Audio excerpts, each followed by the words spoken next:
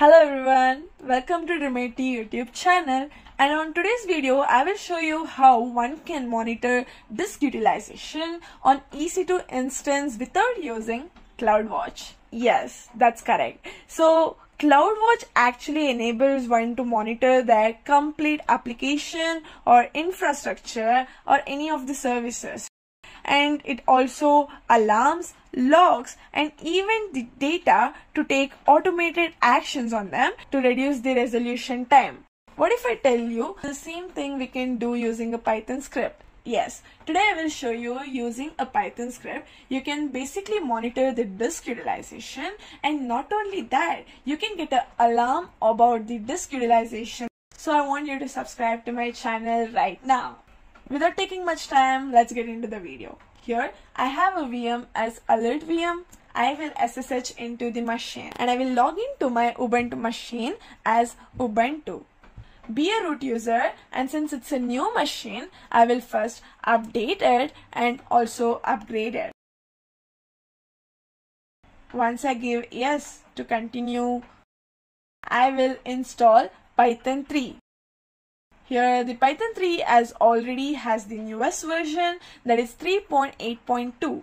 Once Python 3 has been installed, I have to clone a repo.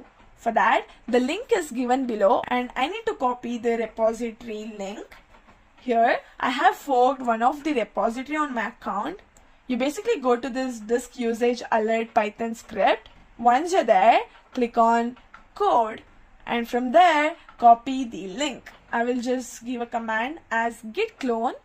Once you have the HTTPS link, paste it. We have cloned disk utilization alert Python script successfully. Now let me just check that. So you can see it's there. Now I will cd to that particular path. And here there is a Python script as disk usage alert email Linux. I need to edit this particular script. For that, I will be using an editor tool, that is VI. And if you observe, the threshold is set to 80%. And once that particular threshold has been reached, you will get an email alert. And here, we need to set up send email and receive email. I'm using the send email address as aishwaryarao52@gmail.com. You have to specify the password because this Python script basically access your account to send an email. Also set to address. To email address is one of the address which will be receiving the alert of disk utilization once it reaches to 80%, stating the disk utilization has already reached to 80%. Right now, I am reducing my threshold point. For the demonstration, I can't wait for my instance to reach 80% threshold point. So I will be changing the threshold point to something like 2%. So my password is all set. Now I will save and exit from the VI editor. So I have exited from the script. And now I will run this particular Python script to identify if the threshold has been reached to 2% of the machine. Python 3, then the file name. So we have an error here. To avoid this error, so basically you have to go to this link. Again, the link is given below the description. Make sure multi-factor authentication of a sender email is set to off.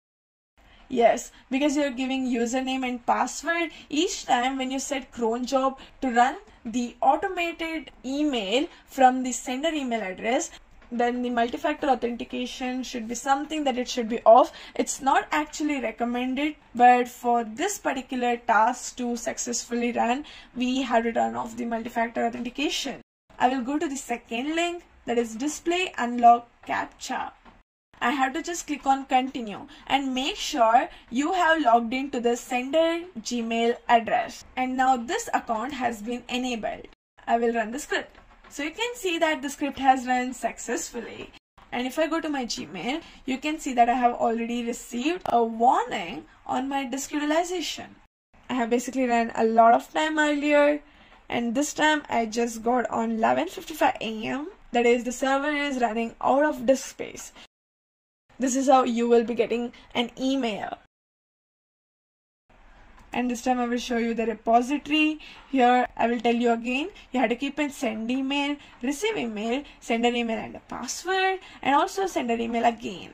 If you're wondering how to use Cronjob to run this Python script, then nothing to worry, because I have part 2 coming up.